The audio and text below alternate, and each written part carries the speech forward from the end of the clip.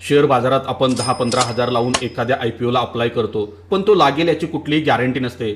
पण त्याच वेळेला काही श्रीमंत लोक करोडो रुपये लावतात आणि त्यांना शेअर्स आरामात मिळतात. मग मनात प्रश्न येतो, शेअर बाजार फक्त श्रीमंतांसाठीच आहे का?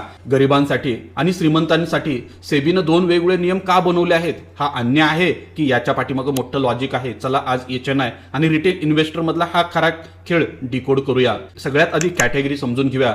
शेअर बाजाराच्या भाषेत जो माणूस एखाद्या आयपीओ मध्ये किंवा स्टॉक्स मध्ये एकाच वेळेला 2 लाखाच्या आत गुंतवणूक करतो, तो आपल्यासारखा रिटेल गुंतवणूकदार समजला जातो. आणि जो 2 लाखाच्या पुढे म्हणजे 5 लाख, 10 लाख किंवा करोड रुपये गुंतवणूक करतो, त्याला एचएनआय हाय नेटवर्थ इंडिव्हिज्युअल्स असं म्हणतात. बाजारात या दोघांसाठी पूर्णपणे वेगवेगळे नियम आहेत. आपल्याला वाटतं सेबी श्रीमंतांना झुकतं माप देते, पण सत्य अगदी उलट आहे. सेबीचे हे नियम रिटेल माणसाला वाचवण्यासाठी आहेत. समजा एखादी रिस्की कंपनी बुडाली तर एचएनआय माणसाचे 10-20 लाख गेले तरी तो रस्त्यावर येणार नाही.